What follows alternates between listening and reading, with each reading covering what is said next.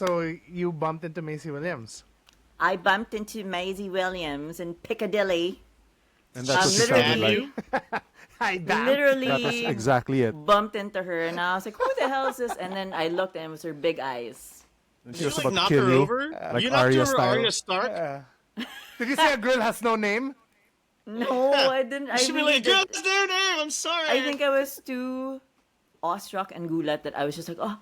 And then she just continued walking. It was the day of the Mission Impossible premiere, so I think she was on her way they were to probably all there. the square. Yeah, Why? How You was were she all dressed? hanging out in Soho the whole time. they were. They were Supporting Benji, Simon Yeah. Pegg, Probably. Supporting Benji. and Haley. And the tall woman from Is Haley Ted back in the new Lasso, one? Waddingham. Yeah, Rebecca Waddingham, yeah. Did Who's you see also anyone in Lilo LA, Stitch. New York, Ramon? There was. I am 95% sure that of all the celebrities that I hoped to meet, the person I'm pretty sure I saw on the street was director Sean Levy. Oh, I mean, You know, who I was fascinated to find was a threat in the season finale of The Studio. Oh. I don't know if you guys have seen it, but No, I I have not have. seen it. I love the season. It's so yeah. good. So there's a scene where basically they threaten Nick Stoller, like, if you don't do this, the next film is going to be directed by Sean Levy. Quark, I'm No, so they're not convinced that if you were the one in London, you would be lucky enough to go on the red carpet premiere of Mission Impossible, knowing what kind of a star magnet you are. Would that Pretty have been sure. lucky? Did I tell you my London run-in with a celeb was super random? Like, You have run-ins everywhere. Yeah, no, I was You're like the having most dinner in with a blessed. cloud I somewhere. was having dinner with Bianca. I was facing the door, and then we were just talking. We were talking, and then she just sees me stand up and then look at the door and then run, and she's like, "What the fuck happened?" And abandon your wife. Because I saw Tom York literally pass the restaurant Wow. we were at, and yeah, I was like, "You were my first Coachella. You were my last Coachella. Can I have a picture with you?" It's like, "No, man, but I'll shake your hand." He didn't say you're being a creep. Wink, wink. No. He didn't say that. I'm a weirdo. What the hell are you doing here? You don't belong here. You don't belong here. Boom! Welcome to End Slate. It's been a while. Everybody's been out of the country. Wait, I thought we were doing video. That's why I turned on my video, Yeah, but bros. we are doing video, but There's well, like a Ramon is blank shirtless. square on the fourth. I know. It's Grid. busted. What can I say? Third world tech. Yeah, you should come on like when we do the awards because that for the social. I don't know. Sino I ba don't know. mag-edit ito? Good luck. Ako mag-edit. Wow. And let's see. I don't know if Spotify has. People have been having problems uploading video podcasts to Spotify, so we'll see. There are video podcasts on Spotify. Apparently, like yeah, There most of are, them. yeah. Wow. The Watch is on video. Yeah. Paano ba to? It's on video. Shout out to Yeah, Bianca. Damn. My former So, wards. yan. Well, to And compensate, I got a much more handsome square to replace me. Yan. All right. Our resident Star Wars expert. And we're having him here because he wasn't on the Pit episode. We love you so much, Yeah, he guys. complained so much. I'm so sorry. There's only room Hi. for one more square, but for Star Hi. Wars, I think this is your second appearance. The first time was Third. a third. I think it's the third, yeah. It's the Yeah, third. third. Okay. Ah. Yeah, we did Obi-Wan, and I think there's an anime one, and I had to leave because my ex had her Yes. finger stuck on a ring, and I had to take her to the hospital. Oh shit. Yeah, and then, so it was like half of an episode, and there's this one. Yeah. Oh. And this one is our Andor special, our Andor Rogue One, maybe New Hope. I don't know. I did. I rewatched New Hope. So You can did I it. say my frustration? We could have recorded this earlier. I feel if we were allowed to geo unlock our apps. Geo, yeah. Our accounts with Disney. Our Geo accounts. fence, yeah. That is weird, How no? frustrating! Like, we can't, And you know Didn't wanna what's work. even more frustrating? Disney Plus. It's only the Philippines where you cannot do that. Shut up. Oh, Yeah, that I that smacks of racism. yeah, Sucks. because That Ugh. I sucks. leech off of my mom's Disney Plus that's US based, and I'm able to use it here, and then Without a I'm able VPN? to yeah, without a VPN, and then in Manila with a VPN, and I think I've gone to Europe.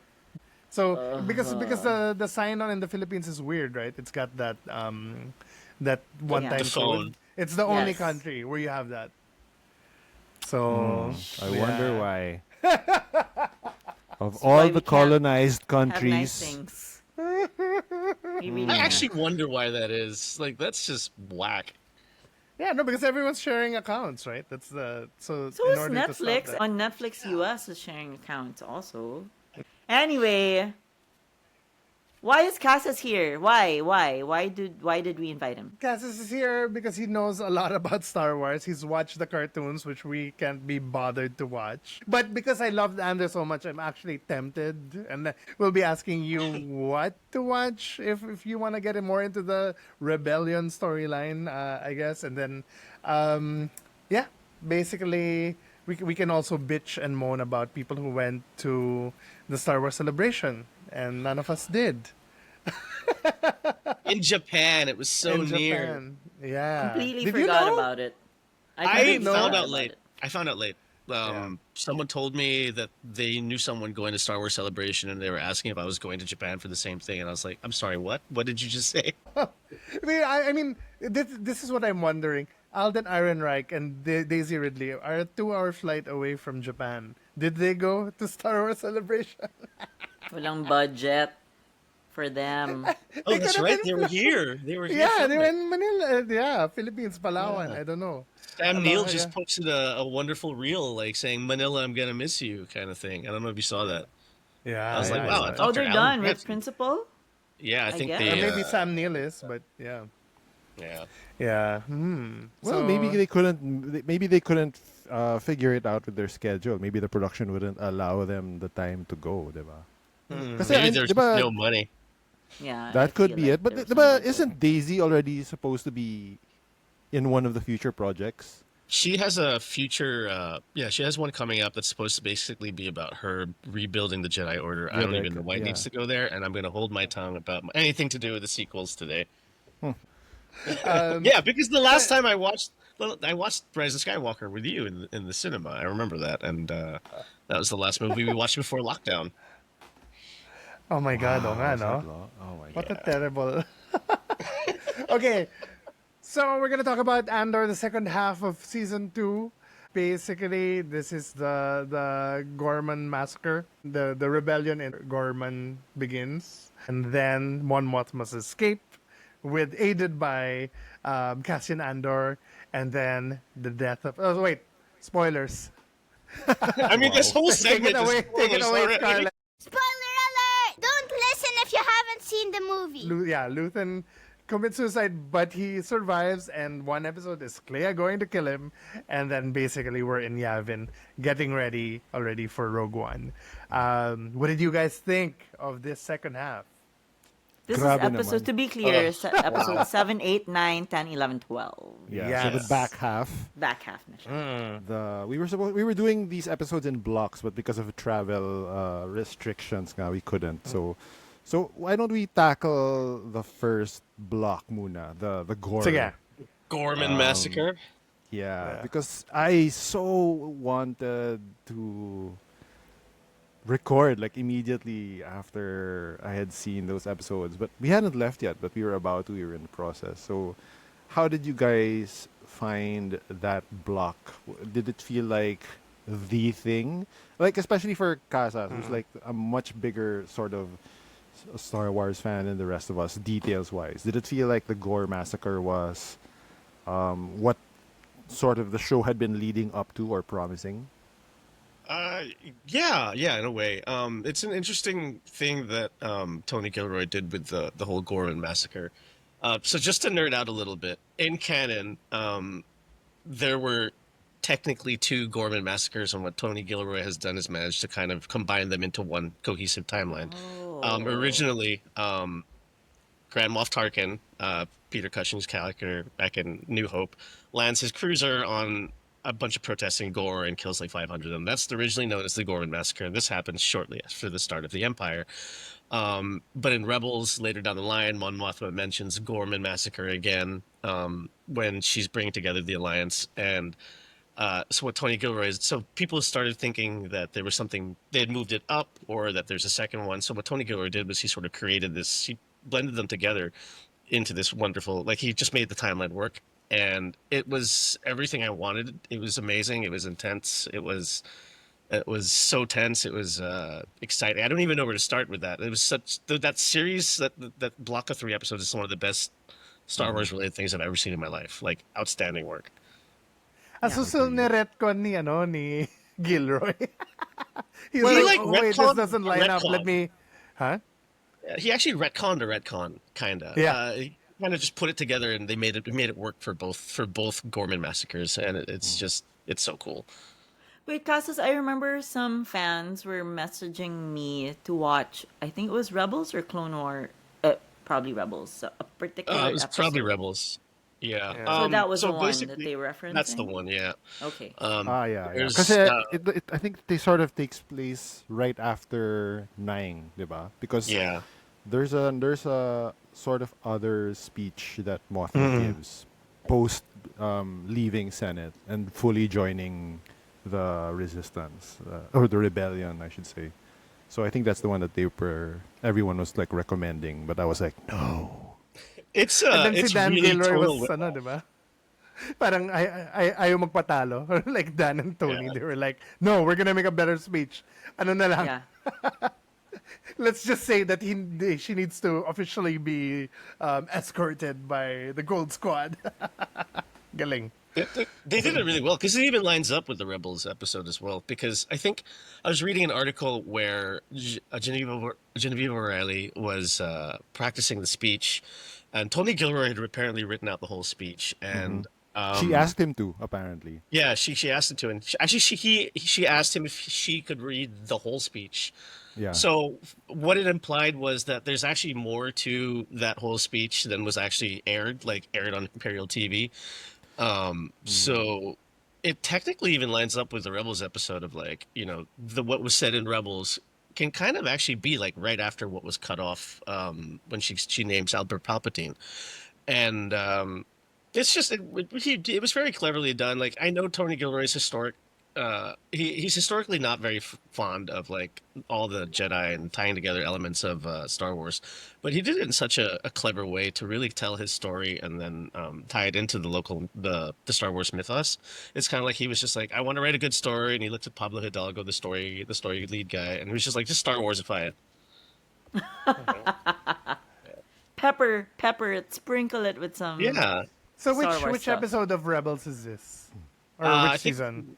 it's in season 3. I can't remember the episode off the top of my head, but honestly, if you haven't seen Rebels at all, and it's good to know what happens to Mon Mothma and how she makes her way to Yavin, and how the Rebel Alliance really comes together. Like she calls it all together, the fleet. But the thing is, it's such tonal whiplash because you have to bear in mind Rebels is a kids show at its core. It's good, it's consistent. It's like it's got a consistent good beat throughout the entire series, but it's still a kids show. So you go from this dark and like very ground level, gritty, beautifully written Andor, and then you get these like fun cartoon characters who are fucking around, and it was a bit of a tonal whiplash. And I actually, while it was fun when I watched it right after episode 9, I was like, this is a little bit weird for me.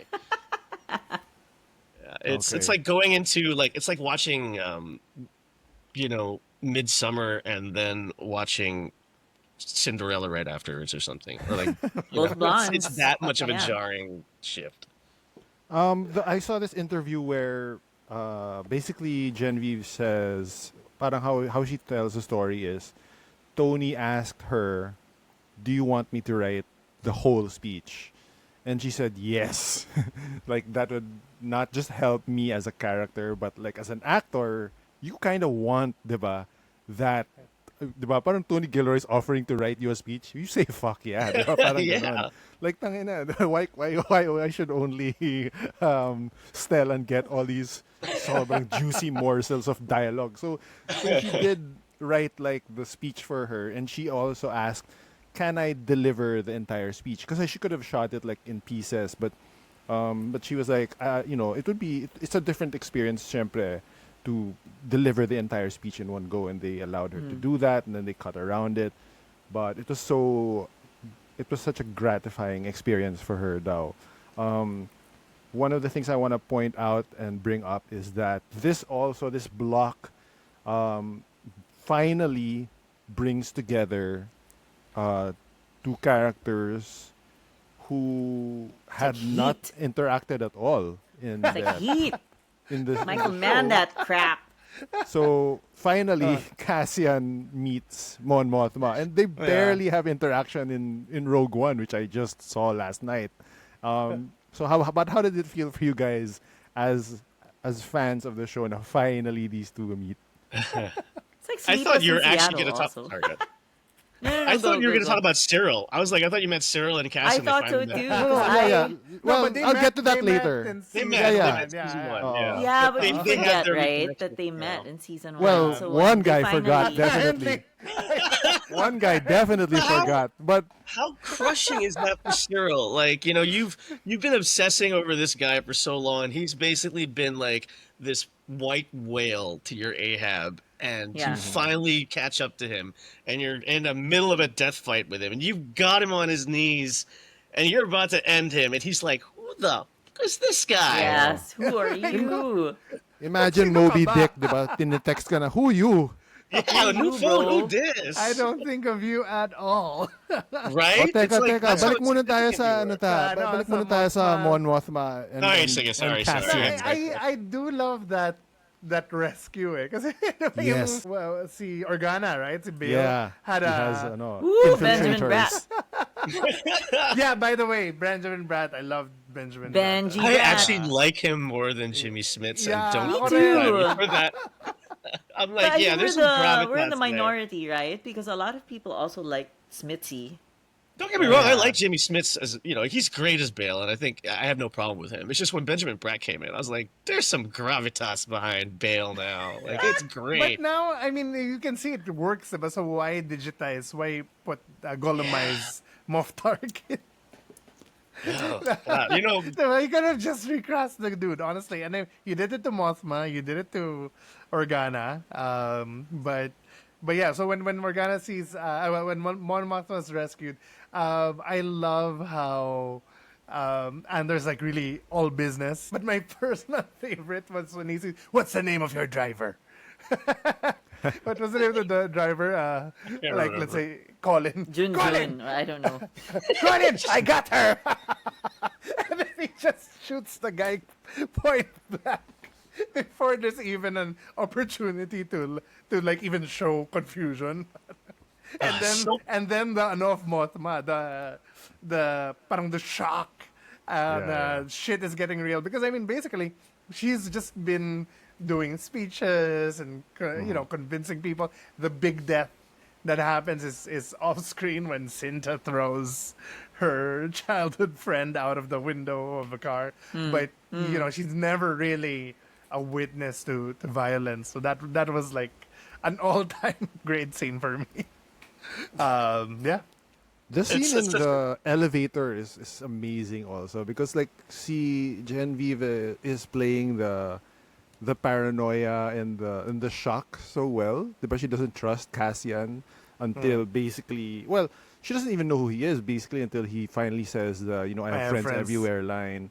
But yun nga, and he also Cassian is there also sort of under protest. Like but at this point he's not really on good terms with Luthen anymore, but parang he's the one who's trusted to do this very important thing.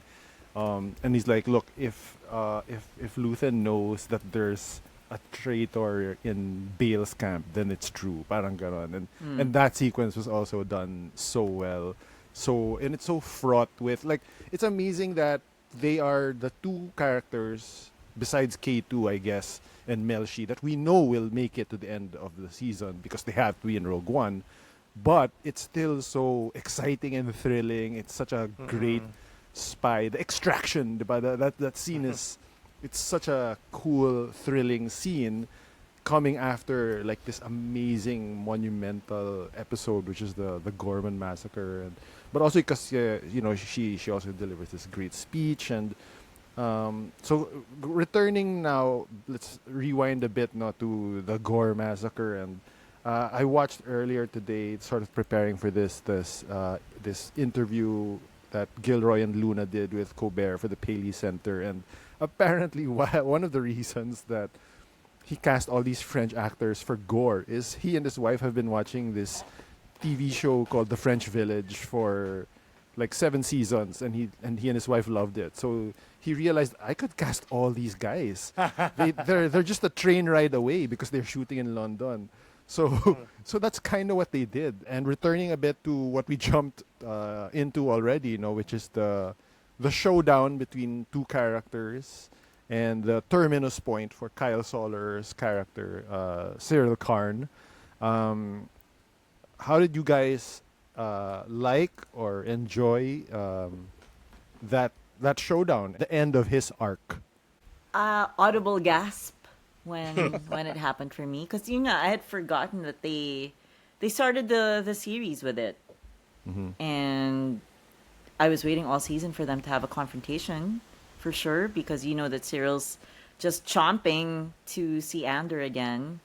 And when Cyril was, spoiler alert, assassinated, I was like, oh no, because he was actually my favorite character in this season, because of his character arc was so different from how I predicted it would be.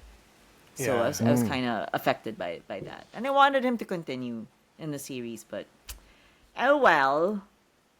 And he's a great character kasi yun nga, parang you would think na at least my redemption arc.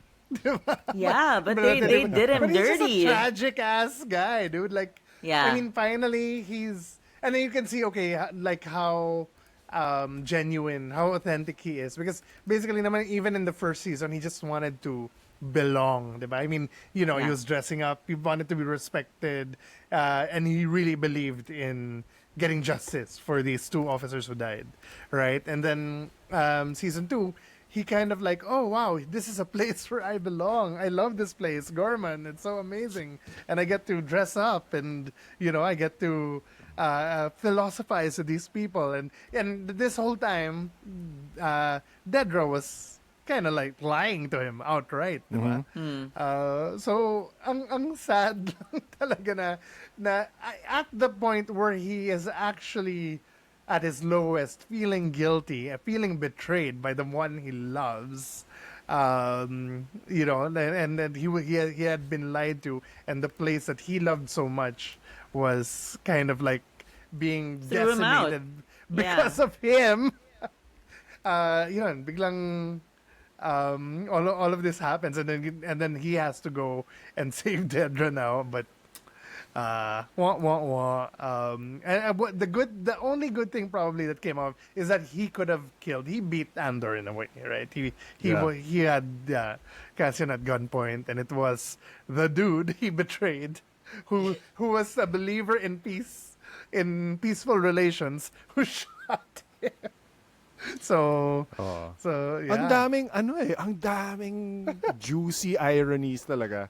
Like one after the other na it's really, when you're parsing it, trying to examine it in hindsight, like, god damn, there's so much good shit happening. I mean, that's probably why I think it might be the highest rated episode of the series on IMDb, but Deservedly I mean, so. It's amazing. I mean, one of the things I genuinely love is like, parang I love kasi how pathetic.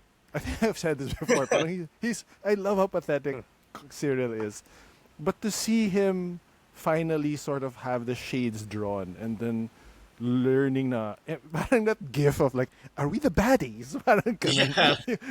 And then, but you can see it when it's so naked in front of you na this is a trap that I have been part of, and then my who I thought was my love, my partner was manipulating me, and then you realize what the empire is and stands for, and yet he's finally there. You're so close to your redemption arc, but then you see your white whale, and then that sort of pettiness na it's you, parang ganon naman na hindi niya mabitawan, and it's surprising how brutal that fight is.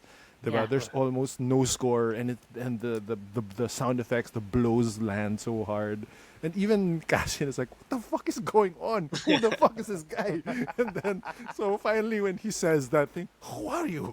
And it's in that accent. Oh, that's yeah, a great, it's so adorable. that's a great That's a great accent. Diba? And Yeah. it's like it's so crushing, na parang you had romanticized and mythologized this villain, and then you don't even register on his radar at all, and it makes you really question, what have I done with my life just before a blaster bolt enters your head. Yeah. He was so pathetic in season 1, and his like desire to belong and to find that place for himself in this in this empire. It's just so interesting to watch because like he's just failing upwards somehow, and and then you see this. The way they did it is that he has so much potential for, like what Ramon said, that redemption arc, and it gets to the point where he goes from this meek, like just complete fuck up of a human being, and at some point he just snaps, and he's just. It's not even with Andor that he snaps at first. He snaps with Dedra, and he like chokes her and like he assaults her basically. That scene. And it's just so jarring to see, like it's like Cyril unleashed, and you're like, Jesus, he's really like he's unwinding, and it's crazy to see it. You see his just sort of like descent into like shit. What have I done? When he's watching this massacre happen around him, and then like Ramon says, like it all that redemption goes out the window the second he sees Andor, and it's such a cool arc for me. And then the way he dies is so sudden as well that it reminded me of Cinta's death in the first part, where she just randomly gets shot, and it just shows how like throughout this whole conflict, just stupid shit happens sometimes. And it felt real to me. It's not like there's this big dramatic like face off and ends in a death. It's just he gets shot by a guy in the back. Yeah. Also, shout out to that scene with Edie, Vel. Cyril's mom. Yes. Oh, his yeah. mother, So poor sad. mother. Diba? Just Because like- she was validated, right? But yeah, vindicated, validated na parang, oh yeah, these guys are terrible. you shouldn't be there. Parang ganun. Pero galing nga kasi the character is kind of a comedy element, diba? And then to see it suddenly so humanized na this mom mourning her son, it was so sad. What a button to end on. Especially after they had dinner and their relationship is so typical. Yeah. Oh, that Mama's dinner scene is boy, fantastic. Yeah, just coddled.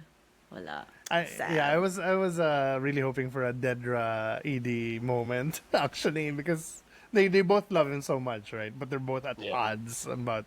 Wait, how- so how they love so him. wait, do you guys believe that Dedra loved him or just used him or just loved to I control think him? she I did. think she did. She loved him, man. I think she did on some because level. we're gonna go home heroes, eh. Diba? Parang if she didn't need him anymore, she could easily say, and I love that the guy from A Real Pain and the agency is there yet again. She could have said, take him away, Admiral, or whatever. But she didn't. In fact, she was breaking down because he got to her also in that sense, it feels. Yeah. So parang, I mean, great. Both of them are really fantastic characters, and I didn't think I'd love them so much actually. Oh, she's so fantastic to watch. I mean, like her whole character is just like, I found myself throughout the whole series wanting to watch more of what the Imperials were doing. I didn't think I'd be so interested in watching like a corporate meeting Yeah. before. All those scenes when they're just there in the control center with Partagas. I'm like, this shit's fascinating. Oh, yeah. Partagas Yeah. is so great. I love He's it. awesome. He's so great. Oh, Diba? Parang God. ako talaga bureaucrat talaga eh. Oh. God, he's Okay, so fantastic. on that note, shall we proceed to the final block? No, I wait, want to wait, know. no, Talk there's about- one thing. K2. We didn't talk about the Yeah. episode. We didn't talk about the receptionist at the hotel. Oh yeah. Okay, sige, go, go, sige. Where the line comes from, which I I love. know rebellions are Like, built on hope. Oh my wow. gosh. Parang when he said it, I was like, Galing, di ba? It's So clap. Okay, there's an anecdote here which Gilroy has told on Seth and in this interview I mentioned earlier, where it wasn't in the script, and we have his son to thank, who was one of the morons from episode Oh, 2. and the Moron Rebels. Yeah, so Ah. apparently parang one of the things that they do, I guess, I don't know if they live together, but basically one of the things the son of Tony does is he'll visit his dad in his office, and whatever dialogue is on the computer screen, he does what's called a stress test, which is he will read the dialogue in the worst delivery possible. Trying to check if it's like idiot actor proof. That's how good the dialogue should be. And so he was doing this, and then he had just seen Rogue One parang re-released in IMAX. And then he said, "So what are you going to do about the, rebellions are built on hope thing?" And then Gilroy was like, "I don't know, what do you mean? Parang, the line from Rogue One." Like, yeah, but that's Cassian saying it to Jin, and then Jin saying it again to someone else later on. And then, yeah, but where does that come from? Who tells it to Cassian? That's parang, and Gilroy thought, isn't that just like a Star Wars thing? It's parang, no, Dad, it's not. Parang, get on the stick, man. Parang gumanon siya. So parang, and buti na lang, it was around that time na he was probably writing Gorman. And then, parang, oh, I'm going to put it in this bellhop. Diba? Parang, and it's such a cool yeah. origin and the story diba, of the bellhop, which is he saw his dad die. He was one of the people killed by Tarkin landing on the square. And he then- never left, diba? He never, Yeah. He never left, but he Magaling. is also a part of the resistance. And then, even how he parang hints immediately na, you don't remember me, I'm the bellhop now. I'm the concierge, but, parang you have to bring your own bags up because... Parang the fact also, my God, 1 year ago you were another person and now you're Varian Sky. Or you're Google. Oh, Yeah. the Ang journalist. ganda ng ano. Who was it? I parang can't remember what's the up name. with It's that? hilarious. But Stefan Crepon from Le Bureau, from Oh. so Nice work. yet another awesome French actor. So I love that. I love how it just, you really humanize, diba? Parang what are we fighting for? What are the, it's so Yeah. on the ground. It's naiyak talaga ako because it really Yes. reminded me of people power, Namek? diba? Okay. I'll It never- did, Namek no, would- Make it square. To be did, serious, because, yeah. it did. Yeah. Yeah, because I think I the agree. bullet came from, well, the blaster was diba? Like an Imperial soldier Sniper. shot. Yeah, sniper was the one who made the first, and he shot an Empire dude. So basically, that's parang okay, kayo nag-start ng fight, and now let's was kill so all these peaceful tense. people. Yeah, galing. Like that whole sequence was crazy, and then you see them looking around, and like there's people slowly like unloading Molotov cocktails. They look like they're getting Yeah. ready to fight, and then that one actor just starts singing to kind of chill the Oh, crowd yeah. out. But even then, there's so much tension. It's so good. That I don't know episode- how. Honestly, I don't know how this show is greenlit by Disney. It goes against every Disney principle and statute of limitations that they have on Star Wars. I think Disney now is no longer just it's no longer just a kids brand. I mean, they have so much they have so much IP and properties under their umbrella that I think they've acknowledged the fact that they're not just a kids brand anymore. They're an entertainment brand, and I know if that Tony Gilroy is going to make damn good entertainment, But they're Well- also very, very careful about offending the right wing and Trump. And this episode is very anti-Trump. And let me put it this way: anti- if right wingers, I'm sorry to get a little political, but if right wingers look at Andor and they go, "He's making fun of us," Doesn't that in your frame of mind tell you that they automatically know they're fucking Nazis? Like, I'm just putting on my Matt Bellany hat, who is very critical of Disney. if you watch Andor, or if you watch any kind of movie that has a criticism on fascism, and you feel offended in some way about it, there's a very good chance that you're a fascist. So therefore, I don't give a shit what their opinion is.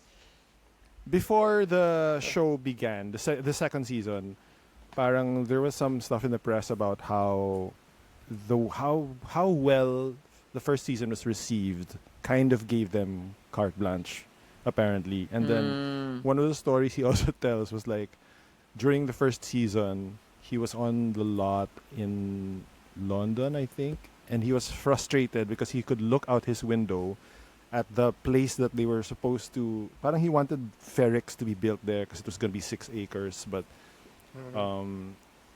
anyway, it's a good interview because it's very candid. But he was saying, parang quote, "Fucking Little Mermaid was there." I was like looking at the fucking Little Mermaid set for months, and then our set was like 18 miles away, next to like a refuse center, and then so he was very happy that when second season came, the set where Little Mermaid was, that was Gore. Yeah.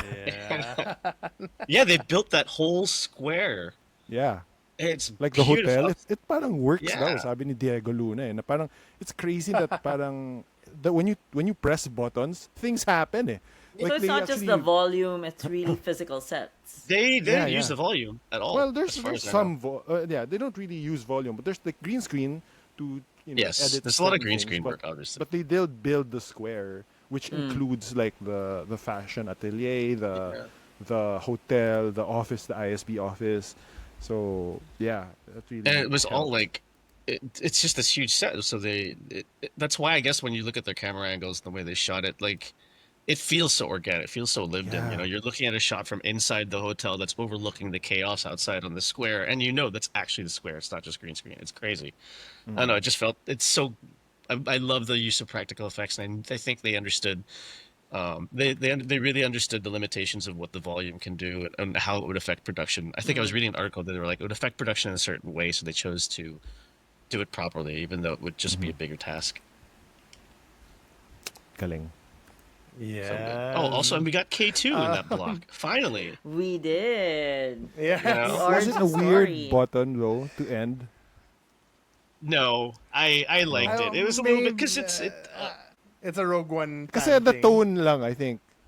That one was a little bit fan servicey. Just to end with it, I guess. Kasi it's so tonally different from what precedes it. Diba? There's a sort of mourning, and then Bix leaves it. Diba? That's the scene right after Bix leaves. It's like, Yeah. here's my new buddy. Parang ganon. But yeah, I mean, what should have felt like fan service was the bellhop, diba, delivering that line, but Yes. it didn't. Yeah, It comes honestly, so it- casually, Agree. and I love It that it was comes so- from like such a minor character, and it strikes this chord in him in Cassian's face. Na galing. it really could have ended up like, what are we, some kind of Suicide Squad? Like it just worked great for some reason. You know, We're going Rogue One. that Super Rogue fan One, service. yeah, that one kind of I can get into Rogue One later. I mean, I love it, but I'll get into it later. Cinta's death. Were you guys happy about it? Or you like, what the fuck? Why did is this? But it does remind me of, like, just to answer the question, it reminds me just of Cyril's death, where it just shows that, you know, some stupid shit happens in conflicts like these, and it really hits home that, like, no, not everybody gets to be covered in glory by blowing up a Death Star. Some people just die, Yeah. and Yeah. it really grounded one the wins. rebellion. Yeah. And if anything, parang it sort of says that the rebellion is built on these people who kind of remain, uncelebrated, or Yeah. some of whom we don't even know what their role really was because they had to Yeah. be so deep undercover or whatever. I think we all kind of knew that Luthen was gonna die, right? Like, it I was- didn't. I did. I mean, no, but because- I think we yeah, all di- expected that diba? it would be Cassian who Yeah. kill him. or I basically, Because he's not a figure at all in the rebel. I mean, he's kind of That's true. like a Bail Organa, Mon Mothma level guy, right? So okay lang naman if you don't see Bix or if you don't see Vel or whoever, because they're more of the soldiers. But it's parang Luthen not being in the trilogy or not being in Rogue One is kind of weird. So okay, Luthen's gonna die eventually. I thought it would be grand. I didn't think it would be like this. But It's- wow. Yeah, they subvert your expectations all the time. You know, it's great. The episode it starts off and you already know he's in trouble. Because Yes. Lonnie and that whole scene with Lonnie when he just basically does what Cassian does to Tevik in Road One, and he's just like I have to cut my losses, and he kills Lonnie finally. But that whole sequence between him and Dedra when she shows up at the antique shop is it's top tier, and he has Yeah. that one line where he's like, when she asks, is everything here real? And he's like, there are only two things here of questionable provenance. And I'm like, oh my god, he's talking about the two of them. It's so Any good. guesses? Yeah, any guesses? It's such a great scene. And then you know kasi that she practiced it at home. You know what I Oh. mean? You know she rehearsed that whole She's thing. so confident, and it's so delicious. Also, like, oh, you dummy! Yeah, Parang, and she she's thinks all, like, she's having smug. her moment after Cyril, diba? So parang, Yeah. Like she jumps out the Star Path drive, and she's all like, I got him, and he's all like, oh, you don't got shit. it's like, Wait, I'm so good. 10, 11, 12 happened a year after Gorman, right? Yes. Yeah. Yes. So it's BBY0 na. Yeah. Well, There's no more it BBY says zero. one, diba? Yeah, it's Yeah, it's one It's eh. just one. one na yung ano. Yeah, there's no more zero canon. It's like how like BC 80, there's no Yeah. BC 0 or 80 0. It just goes from BBY 1. That's to why I got a little confused. And parang, I thought Maybe this was Y1. gonna lead straight to Rogue One. But why does it have like a No, year they pa removed the to zero go? from the timeline. Well, That's apparently, all. ang layo ng ni Tivet. So, when he's walking away, it's like a 1-year trip. Na. And that's slow. Did Yeah, we see because- Tivik at was- all? No, No, we no. don't. We don't. In Andor, No, even he's with not Saw there. Gerrera and anything, wala. Okay. Wala. So, I mean, if Cassian was walking a little faster, he might have not taken a year to get to him. Pero slow motion labo. Pero anyway, so see, Clea. So- Back to Clea. starting with 10, 11, 12. So my sort of story with this was somehow, thank the stars, I was not spoiled. And I hadn't seen it. I only saw it when I got back from my trip. Amen. And Yeah. I told Quark and Mel this na parang I arrived at my house like 3 a.m. And after unpacking and showering, I just watched the last 3 Andor eps and finally got to bed at like 7:30 in the morning. But thankfully I didn't get spoiled. And this was such a great block. As much as I loved already 7, 8, 9, suddenly to have 10, which is the only episode where Cassian does not appear at all, and it's just this basically the Luthen Clea special episode. It was so satisfying, so good, so well written. Also, sort of expected in the sense that we knew a Luthen like episode was coming. I didn't expect the flashbacks. Yes. I did sort of expect Clea to get her moments, but to have lots of moments is so Yeah. gratifying. I did expect that. Well, from the beginning of season 1, I thought this is gonna end with Cassian having to kill Luthen, and it'll be the right thing to do, diba? But it's just a different person, and they make it more appropriate. They show also why it's more dramatic that way, and they don't do the fan servicey thing where it's like there's no final words, diba? There's no closure. It's just like, yeah, it has to be done, eh. And then it also cements this thing that Colbert makes fun of Gilroy a little bit for, which is parang Cassian becomes such a murderer in Gilroy's hands na parang every time na lang, diba? The show starts with him killing like a bunch of people for information for his sister, getting shaken down by the cops. But every time he meets somebody na, is this weird? Is this weird? Patay, bang, patay ka. Parang ganon. Like the driver or anybody basically. And here, it's Clea and Luthen Clea to Luthen and Luthen to Lonnie. And even that scene with the actor who plays Lonnie was great. Like the parang he's in a way the first person to kind of really put together what the Death Star is, 'di ba?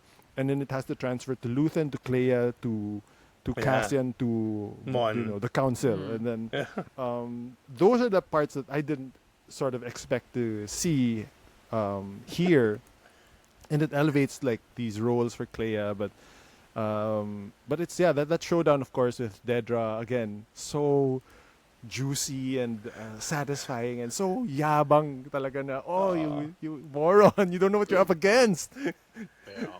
Tapos si Luthen, cold-blooded motherfucker din siya. Like, Oo, I mean, I mean, in all earnestness, after everything, like, Lonnie, you were a good soldier. I know we blackmailed you and, diba? Parang, No, Lonnie's the best, man. yeah, diba? And biglang, nope.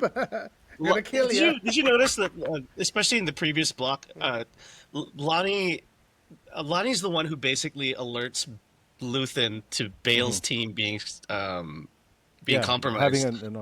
Yeah, because the mole, like when they're talking about it, they're like saying it's Inspector Young's agent. So it's basically Lonnie's agent that is on Bale's team, and he sends like the most incompetent agent ever because the second she's like in trouble, she's like, "I'm ISB." So yeah, he like totally helped him out on that. Lonnie's a true G. Yeah, Lonnie's also the one who found out the Dedra's doing something Her on plan? Void, Oh yeah, diba? Parang- on the Gorman project. Yeah. So Her role, yeah.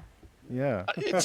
They write it in such a way that there's nothing that has to overtly be on screen, which I love. It's like you get snippets of conversations, you get snippets of like lifestyle. Like we know at some point that Lonnie tells Luthen about Bale's team, but we just don't see it. It's implied, and it's really cool. And things like when him going through Dedra's files, just to bring it back to the current block, like going through her files and stuff, we don't see it actually happen. We don't see this whole thing happen. He's just having a conversation with Luthen. He's like, "Yo, some shit's going down." Yeah. And it's really cool because it just throws you into the middle of everything, and you pick up all these context clues of what's happening. Yeah, the opposite of the Netflix, philosophy. The basically what you kind of have to say. Anti-exposition. Yeah.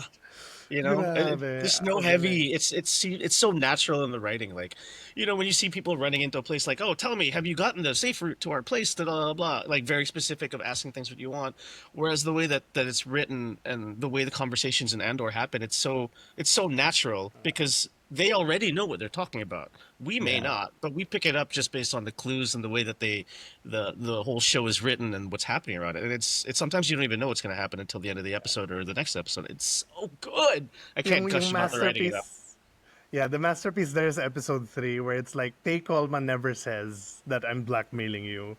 Yeah. And si Luthen never says I'm gonna have to kill I'm gonna this kill guy. him, yeah.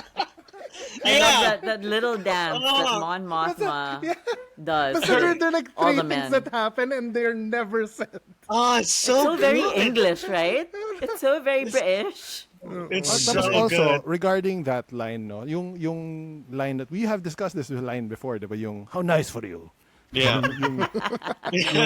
I'm sure I don't know what you're talking about. Diba, Mothma says that, and then How Luthen nice is of like, you. "How nice for you." And then that's a Gilroy line, and apparently it's a sort of callback to a scene in Michael Clayton with Tilda Swinton and the assassin, where they're discussing killing Tom Wilkinson's character, and parang she's like pretending pa na, I don't think I understand what options you're talking about here. Gonna. And then the assassin is like, "You're smarter than this. I know you fucking know what I'm talking about." Parang gonna. So it's like, ang galing na. Man, it's like so satisfying. Like the gifts of Michael Clayton keep descending upon us. But, Amazing. Yeah, I mean, again, Luthen is such a great character, and they kind of hint that it's really Tony. Parang ganun. That's his sort of, he has to That's be his that. avatar. That's kind of, he's like ruthless. Like apparently yung ratio niya for writing is like 8-1. Like he'll write 8 pages and then only 1 will survive. Parang ganon siya. Wow. So Diego was saying it almost never happens in his career. Now when they receive the pages for shooting, there's no improv. Everything on screen is what's on the page.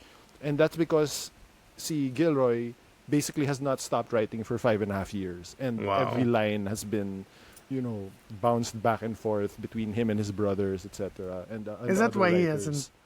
Is that Yeah, why that's he why he hasn't hasn't done directed? anything.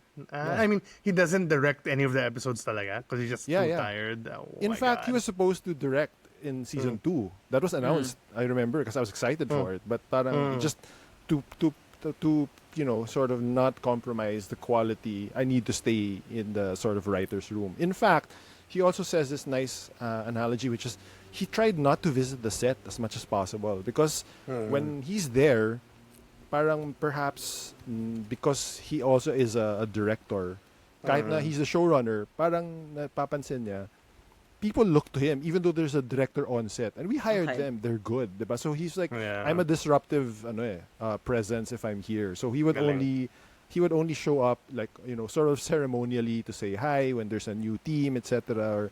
or important things.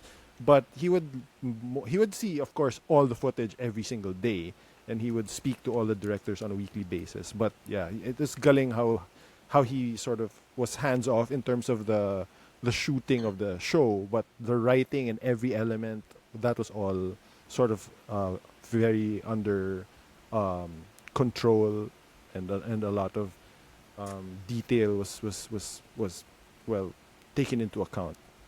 What a guy. If there's one actor that I hope Gilroy brings to all future projects, it's Anton Lesser, because his Leo Partagaz is such a great creation. Like every dialogue and delivery, like I'm using calibrate your enthusiasm to my 7-year-old nephew. Whenever he's too excited to go out or sees a toy, calibrate your enthusiasm.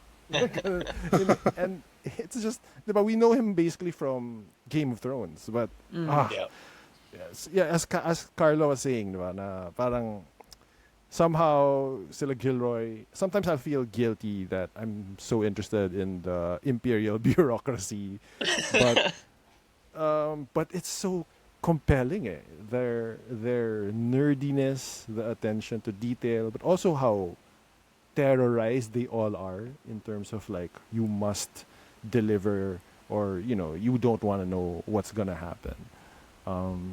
So I was kind of hoping he would make it out. No way he was Pero making Pero ang it out. ganda ng Ang suicide ganda niya. Yeah. Sorry, I was like, Wow. What a Another scene, one man. for the Disney bean counters, diba? Parang, ano ba to? Parang kinds of kindness na naman. yung What a like when sino ba yan? The guy Yeah, under him this is basically other, like yeah. stops the guards. stormtroopers. I'm like, wow. Kasi even when he says, can I have a moment to collect my thoughts? Both of them don't know what's gonna happen. Eh.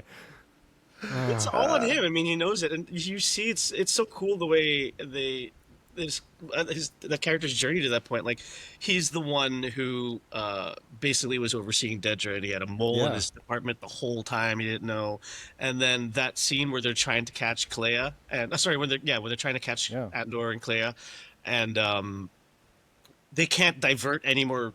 They can't divert Resources. any more troops because like he's already made up a story about some plague spreader, and everyone's dealing with that, and so he's getting caught up in his own red tape, and it's brilliant. And then then he's got so many great scenes in that one scene where he's also listening to Nemec's manifesto. Yes. He's like spreading. Oh, it's so good. Like he's just got all these keeps moments, spreading, doesn't it? right? Yeah. And then he's got this like interesting relationship with Krennic as well. When Krennic, who is by far one of my favorite freaking Star Wars characters ever Same. at this point, Same. when he's all like, "I can't protect you, Leo," and there's this first name Leo. basis between them, and it's like it's very personal. And these guys go back to the Clone Wars, maybe. Like, Lovers. It's just so cool, right? Maybe lovers at some point. And And it's- then, like, si Ben Mendelsohn does this weird thing that should not have worked at all with on the screen. finger? Yeah. Finger on the head of Denise Go. It's so menacing. And it's so He's parang amazing. personal space, It's so Oh. degrading. It's Oh. So degrading. invasive. It's insane, and like And to keep most of the scene on her face talaga eh. It Wait, really Yeah, do you you don't see think his that ratchets was? up. Do you think that was improvised? I read it was No. improvised, but I yeah, don't. the action, the finger I think was, yeah. It's brilliant. And you don't see him the whole time. Like you just see Yeah. Dedra the whole time that he walks Yeah. in the room when she realizes she's fucked up. Like he walks in the room. You don't see his face, but you know it's Krennic, and you're like, "Fuck yeah, it's Krennic." He's got the swish of the cape and everything. Galing. He's Even so when he like amazing. holds her face at the end, yung will try to manage without you. Oh God, he's so Sarap eh. good. I What a think joy it was to Disney- have I Ben think Mendelsohn Andor back. submitted Ben Mendelsohn at the Emmys, Yeah, Emmy nominations for guest. like- For guest? Yeah. Yeah, for guest. Hell yeah! And then the actors, no, dami. Yeah. Dami nila, Well, right? supporting Yeah. actresses lahat. Yeah. Of course. I mean, Elizabeth Diego Bilbao, Luna, like- Stella. Yeah. That's the first on-screen part of Yeah, Dulao, she no? just got out of college or something. She got out of acting school. you And like you're like, are you insane? nuts? She's staring at screen with Stellan Skarsgård in Star Wars, one of the most demanding IPs in the world, where fans are rabid and will tear you up and spit you out. And she's like, she's yeah, I the just got one- out of drama school. Yeah, taking You nailed control. it. Ang galing niya talaga. Fuck. Alam mo, while I was watching episode 10, I was like thinking to myself, kung may spin-off to, sana it's Clea and Partagaz. Pero syempre, that is not to be. Yeah. But, Clay is but still that would've possible. We can do oh, it. Clea is still possible. Just because like, parang they're the two spy masters who are remaining. And I was like, this would be great if they do this. But, pero, I mean, I would Anyway. love something with Clea going forward as like, Rebellion or New Republic intelligence, like, Yeah. a very spy theme. Mission Impossible Star Yeah, Wars. pwede. And it's like, but was- it's good. Ugh. I was gonna save this for the awards section, but if there is a spin-off, because we know Gilroy doesn't want to do it, right? Who would you want to be the showrunner, and what would you want it to be about? It's hard. yeah. I think Willimon could do it only because he's worked so much on. So bagay, diba? it would have to be Andor-related people, if not Gilroy. Yeah. Diba? So, but Willimon on because he did House of Cards, maybe the more of the political side of things. Yeah. Um, Tsaka yung behind-the-scenes manipulations. Eh kung ganyan, The that's sana backroom Jesse Armstrong deals. na, like talky. Oh my God, could you imagine? I Jesse would- Armstrong. I would go with maybe Jonathan Nolan. Parang, For parang like a Disney very would have a spy- stroke if Jesse Armstrong. Jesse Armstrong. There's no sex, that's for sure. It's just a lot of talking and backstabbing and That's it. Shakespearean levels. And for sure, si Tim Simons would be cast as some kind of, Nazi fascist. Di ba? Parang papasok yan. And then, oh my god, I would so watch this show.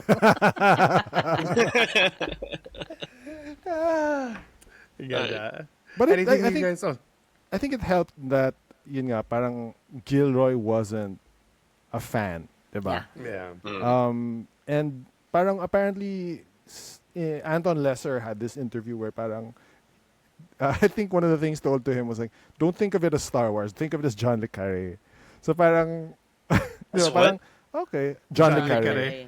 So parang pure espionage talaga na, which is why parang, because some of the things you hear often said about the show is it could easily not be Star Wars at all. Yeah. Everyone just feels so realistic, and all the espionage stuff works, and all the fascism stuff can be like everyone says it's very anti-Trump, but it's not directly related because he wrote this before the re-election. He wrote it before the election. It's really more to do with sila Trump are just following the basic guidebooks of fascism It's and just villainy. right wingers being sensitive. Oh, diba? So it's kind of funny in that sense. Even in other non-Trump ways, diba? Like just the fact na Mothma is willing to call it as a genocide. It's like, oh, suddenly it's like parallels. But it's like, hindi, because she's talking about the death of truth, diba? And Yeah. and misinformation, and that's going to be Great speech. present even going forward, so long as with the changing technologies and stuff. What about the final parang culmination of Dedra's arc in basically the prison that Cassian was in, diba? In something like that. In I always Makini, thought yeah. she would get assigned to the Death Star, honestly, at the end. Yeah. I thought that was gonna be like her punishment was like dito ka sa bowels ng Death Star or something. Like, the mismong reactor room where where Luke Skywalker's gonna drop a bomb on your ass. Or the garbage dump. Yeah, she's the.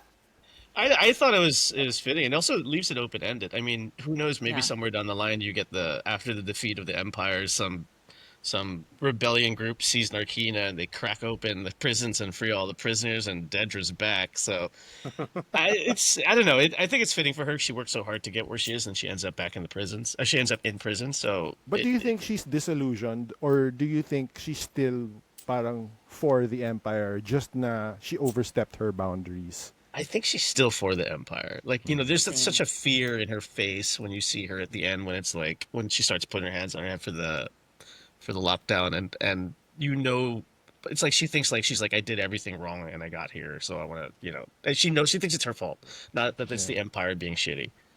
Ako, the romantic in me is like, I lost, Cyril because of this.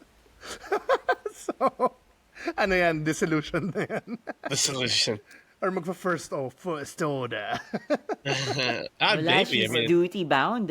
She's really she's in love with the Empire. It's such a interesting parang note that it's mentioned. Might not have been this block, but it's mentioned na she grew up pala in an orphanage, an imperial orphanage. Kinderblock, yeah. Kinderblock hayop. No, she talked mentioned about it. it, right? And that dinner? Was it that dinner? Yeah, with the think it was ODD. with an yeah. ODD. Yeah. yeah. With So it's such a like.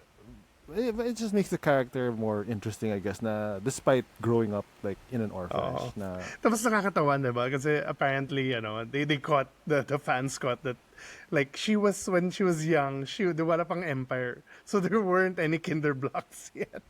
So if you go to StarWars.com, she grew up in something akin to a Kinderblock from the Empire. may ganun. StarWars.com. But yeah, parang just the fact that she does not know, has not felt the loving touch of a parent, or parang this is really all she has.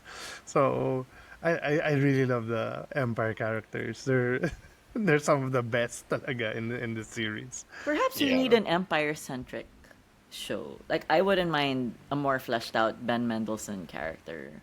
I mean, I think they're better off as just like you need the Empire Just as the villains. evil. Just pure evil. Yeah, You don't I mean, want not a Grand necessarily Moff pure Tarkin origin story.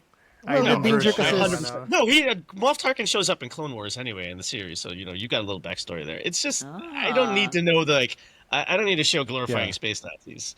Yeah. But I Parang think I agree there's a that there danger of are- humanizing them, but also I also don't want it to be done by weaker writers, basically. Yeah. There's Parang very few ganun lang. writers I would trust with something like that.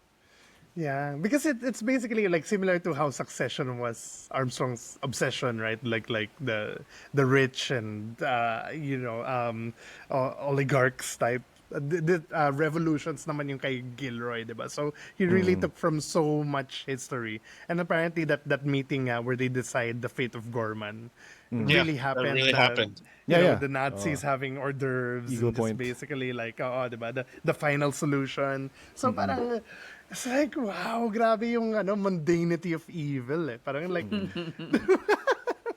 parang, that's what I want to see. Not Bad guys. They're just like humanizing us. them, but just like, oh my God, like how a zone of interest talaga eh. Parang, wow, it's so chilling, diba? Parang wild. It's it's like the evil side of the coin of Ratatouille na parang not everyone can be a great Nazi, but a great Nazi can come from anyone. So I guess the last episode is kind of, I guess, if you came in Closure. cold, not knowing that Rogue One would happen, and you basically saw this last episode, it's kind of like a bummer, right? Like, I think Yeah. parang what's happening? Yeah. This is the extraction episode, right? The last one. No, the one on on Yavin. Oh, when they're on Yavin already. Where, but I kind of I love actually the Clea's sort of, she feels like she's robbed of a purpose without Luthen, and she doesn't feel like she belongs with the rebels, the alliance. And then of course there's sort of seeding the fact na how militant Saw Gerrera is already, and how fractious the quote unquote alliance is. And they brought back Sharon Duncan, diba? Who between Rogue One and this episode of Andor was the professor scientist in the first Dune. Do you remember her? Oh yeah. Oh. And then I mean it's funny though. We'll get to Rogue One in a bit, no. But one of the things I forgot and I wanted to ask was it a surprise for you guys that the reveal that Luthen was Empire? I actually was trying to figure out what the uniform was, and it was only when I got on Reddit I realized it. I actually thought he was a separatist. I was trying to place the uniform like, well, he's obviously not a clone. Maybe it's far back enough that it didn't occur to me that he would be an Imperial. But it makes sense. He's like a This was disillusioned when he was Imperial saying, officer. "Make it stop, right? Make it stop." Yeah. Make it stop. Yes. Yeah. Yeah. Parang galing din. It's not the usual, no? Parang something happens right before his eyes and he saves the girl. And, so it's more like he's going mad. And then yung terrorist attack sa Naboo. Oh. Like, Yeah. First, I was like, yeah, we're on Naboo. And then, holy crap, we're on Naboo. There's such a great, like, I don't know, feeling ko Stellan, who else is gonna win this, diba? But there's a great moment there on Naboo where he's like, this is the no turning point, the no turning back point for this quote unquote daughter. Na if we do this, parang you're kind of cursed na for this life. You can't be normal anymore. Galing eh. The instruction of like, don't look, and then now look. Yung parang, we have to be believable, we have to commit. Diba? Parang, am I your daughter now? Parang when it's convenient, when we have to be what we have to be. It's so satisfying. And also, cool na, diba they reveal his real name is Sergeant Lear. Lear. It's Lear. And then his cover name is Luthen Rail, so he does the Alucard thing. It's like for a master spy, it's pretty damn lazy. You have to admit. Okay, before we go to Rogue One, should we do the awards? Now? Okay. Okay, Andor Awards. Best location in the show. I'm a toss up for me between the Senate building and Mon Mothma's estate. Best planet, basically. I really love Coruscant. Like Coruscant I agree, love it. Coruscant. So amazing. How they rendered it here was Yeah. better than the prequels for me. Yeah. Oh my Apparently God. that yung isang building is a real Valencia. building. Yeah. Spain. It's in Spain, right? Si Clara, what's his name? The architect. He also did the Oculus, which I just saw in New York. The one that looks like Aaron Yeager's final form. The one by it's World this- Trade Center. Yeah. Yeah. Galing. I mean, Yeager's wow. final Because form. Coruscant has always been my favorite, like ever since the video games and I know everything. ever since So, the concept yeah. drawings, it was Yeah. so nice Yeah, so of parang the at original last. trilogy. Coruscant sometimes feels like like Blade Runner's LA if it didn't get dirty If it wasn't raining all the time. Yeah. or nighttime. It's such a cool view we get of Coruscant, though. Like, because compared to what we get in the sequels, it feels very polished. And then, but we get another point of view of Coruscant in Andor, and it's just beautiful. Ground level, Yeah. right? The public housing was in a Yeah, the safe house. It's a really fleshed out city, like Yeah, Zootopia. fantastic, It's just so fantastic. many things. And it's a whole It's a really planet fleshed that's out like city, that. like Zootopia. Zootopia.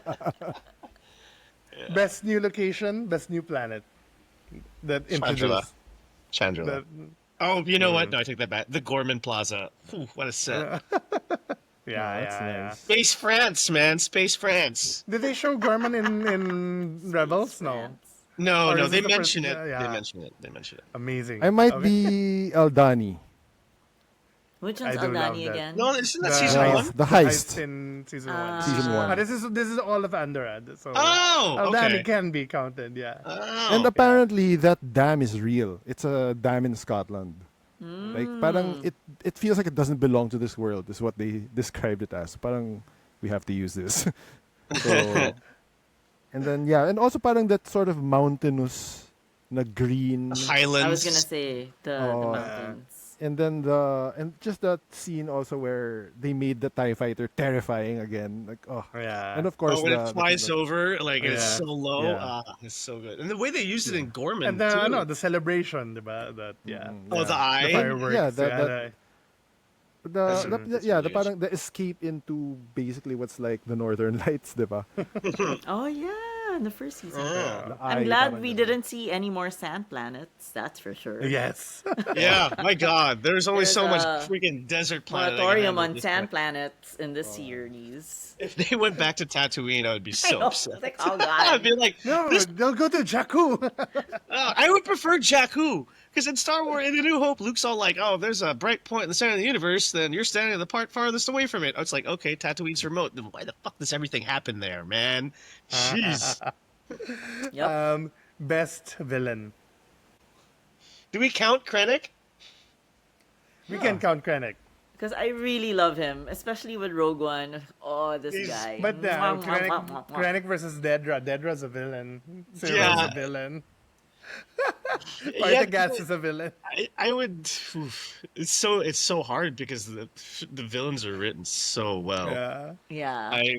Cyril doesn't even feel like a villain, eh? Kasi Yeah. Such a he's tragic seeking character. justice, eh? Yeah, he just Cyril's he's just mom. misled. Cyril's mom is the best villain. There is a best citizen later. So, yeah, that can go to ED.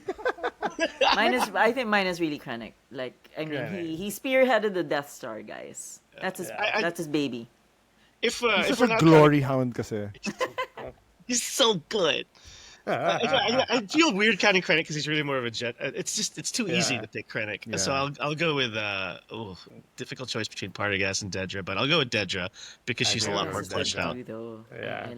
I love the bureaucracy of evil. In the Yeah. show. I didn't think I Yeah. would love watching Office shit. Like, like what? Speaking of best supporting Empire person, I think Parang it's same gonna be villain na yun, unanimous. No, but not really. Can be a spy for. Ako yung janitor, Can the be- janitress. I mean, there's Lonnie's. I don't count Lonnie as a villain. Lonnie's a rebel. Yeah, through and I think through, Lonnie. okay? So he's not a Lonnie's villain. mine. Mine is the janitor in episode. Was that the first episode of season 2 where she was Mine doing is- cleanup of the TIE fighters?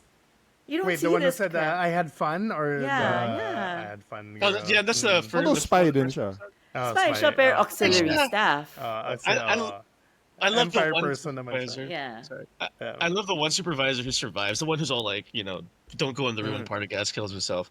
He's just like, I'm just doing my job, man. I'm sorry. And even And he's during- really looking out for number one, no? yeah, and he's the one who's in charge when Mon Mothma's doing his speech. So by all counts, that's his fuck up. So he shouldn't even be there by the end of it. And he gets out clean.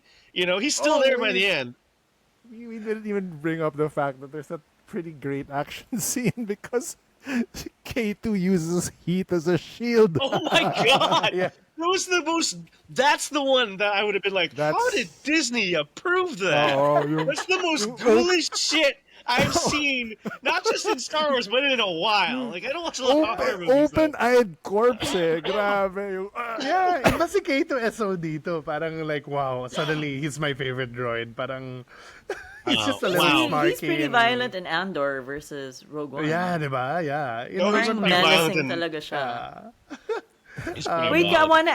want to add the journalists of the galaxy, because this was parang I didn't know there were journalists in the galaxy. why And would fake there news, be? spreading fake news. Right? Yeah. the propagandists, you mean? Yeah. Or- No, there are no. news people. They were watching the news, okay. and then Cassian plays a journalist. That's his cover, diba? When he frees, Yeah. when he takes out Mon Mothma.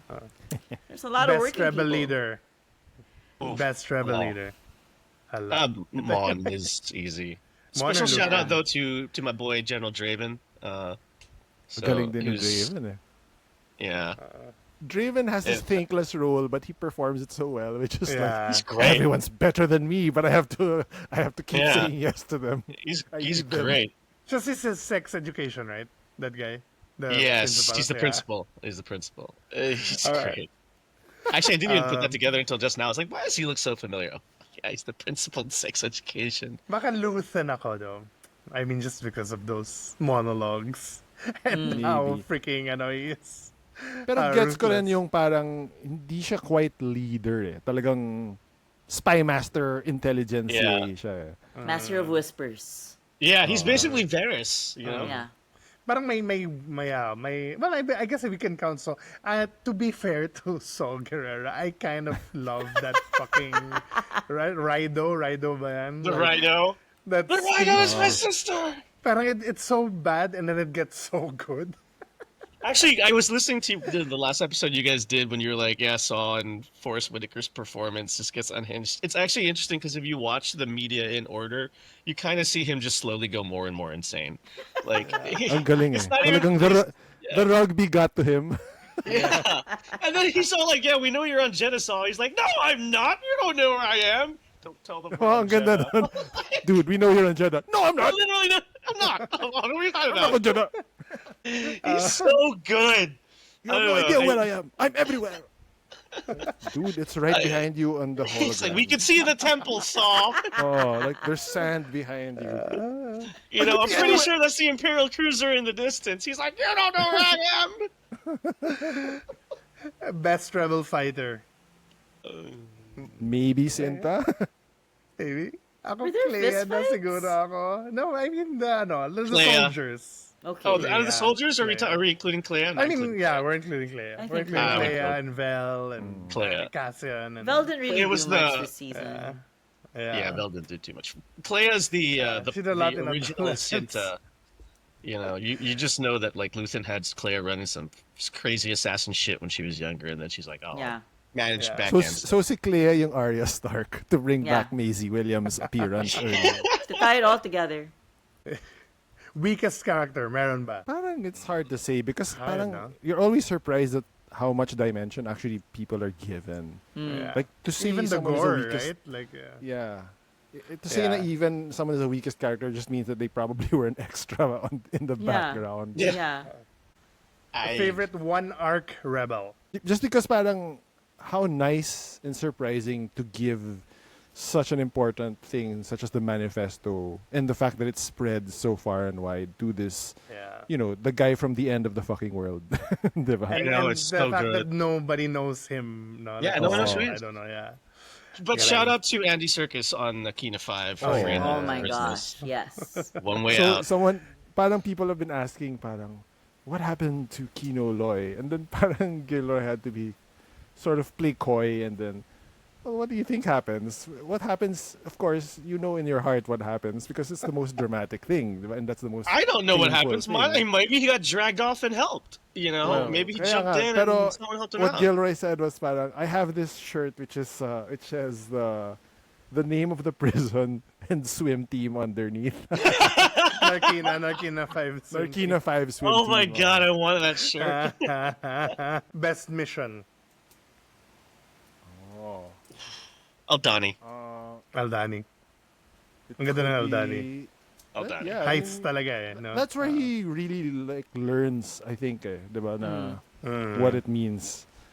But I also super like in terms of just like alam mo yung sitting down, leaning forward, paying so much attention. Ganyan talaga ako ng Extraction of Mothma. Eh. Yeah. Yeah. Damn. That's my exciting. vote. The That's- Mothma's extraction. That's such an intense hour of television. Like, wow. Yeah. So exposed true, and that's true. vulnerable. Like, I'm gonna rewatch it after this. Actually, now that I think about it, it's that good. But I also like how killig Cassian was when he wore these fancy outfits for what was that? Varian Varian Sky. Sky. He's the He came home fashion and he was like, designer. I was a fashion designer. Oh, you're so cute. And they're all like they're planning. You should not shoot anybody. You're not ready for weaponry. I thank you for your designs. And like this is the exact same fucking volume you've been speaking. And last, favorite civilian. The granny Girl's that Clea mom. wheels out. The alien granny. Oh, Alien Granny is awesome. Alien Alien Granny is Granny. awesome. Ako Cyril's mom. Yeah. Edie. Cyril's mom, yeah. Edie's great. Just the best. Hindi si ano? Fantastic. Hindi si Wilmon. Lol.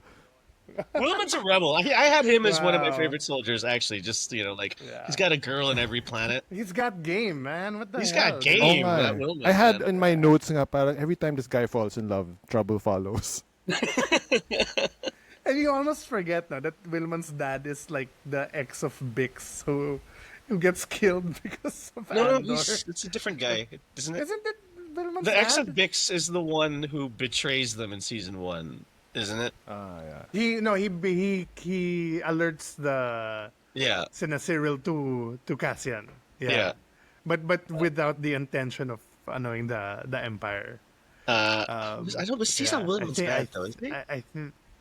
Well, sige, let's research and ano. Last question for me. Do you guys think Bix survives with the baby? And the baby is Poe Dameron. Joke Oh lang. no! No! No! No, fuck that. Directed by Dave Filoni. Hey, I like what Filoni does sometimes, but he does get a little self-indulgent sometimes. Like, you just know if he was in charge of this show, like, at some point he'd be wearing a shirt that said Kinoi Loy lives or something. So, yeah, I get it. He's got some criticism, but I appreciate his stuff. He's done well. So, yeah. Ano yung reaction nyo to the reveal of the kid? Okay. I was I mean, confused, a little confused. Okay, so sa akin lang, yung funny thing is, on the flight home, I rewatched Wakanda Forever. So I was like, what the fuck? They Black what do you mean you Panthered my rewatched? man. I was Oh, confused because that's how it parang ends. the timings were off. Because it's been a year. Well, the baby's not in a newborn. Yeah. Yeah, I thought the same but- thing. I was like, But the did she- baby looked white. so she had basically, let's say 5 months, 6 months later. Maybe she was 3 months pregnant when she left because she probably knew, right? Maybe gestation Yeah, times for them. She was 100% Yeah. pregnant when she left. And Yeah. then, Yeah. so the baby's probably a little under a year old. Like, doesn't Yeah. seem too much of a problem to me. I did initially think, I'm like, oh, she settled down with someone. And then I realized where she was. And I was like, no, that's Yeah. Cassian's kid. Yeah. And we saw 2B again. Yeah. P2. Like, thank God they didn't forget about him. With that a poor friend. droid. Yeah, he made a friend. I felt so bad for him. That droid. Cassian. Okay, so did yes. this show improve Rogue One for you? Yes. It 100%. changed me. Did everyone didn't- here rewatch Rogue One immediately I think after? we all- Twice. Not immediately, but a few days after. Ako, I gave it one day. I don't think it made it better so much as it changed. Not changed, but it helped me really appreciate moments more. Yeah. Because I still have similar criticism with Rogue One now that I did before. Like that It's whole so the Yadu same, arc right? is a mess. It's so messy that those It's first messy. 30 minutes are just That- exactly. Like Wow. honestly, the whole point of when they get back to Yavin and then onto Scarif, that's the best part of the movie, and that's what carries that Cooking. movie. Gareth Right? And Edwards everything was before that- cooking. It's okay. But also, I think, weirdly enough, I think it enriched the Rogue One experience, but made Rogue One pale in comparison to Andor. Like Sogener, biglang he's such a softie. Well, ako It's naman, also a Dream. after Andor and then straight to Rogue One, I kind of wish that they put the spotlight more on Andor versus Jyn Erso. Yeah. 'Cause But- she's really the least interesting person in that movie. Well, she's the Give me least more. interesting because we Give me more of don't know Donnie about her. Yen. Give me more of Tiago Luna. We just don't know enough about her. I think that's Yeah. the shame of it. Like when I Yeah. watched it blind, Cassian Andor was the side guy, and Yeah. I remember when they announced Andor, I was like, "Who the fuck needs this show? Like, we don't need Me, this show. As a Diego I didn't Luna need that fan. show. You were just like Diego Luna, yeah. I just didn't think I needed it, and I've never been happier to be more wrong in my life. Yeah, yeah. I was excited for the Andor show just because I remember the impact of the first scene of Cassian in the movie, which is he kills the guy. Kills He the kills his dude. informant Civic, Yeah. yeah.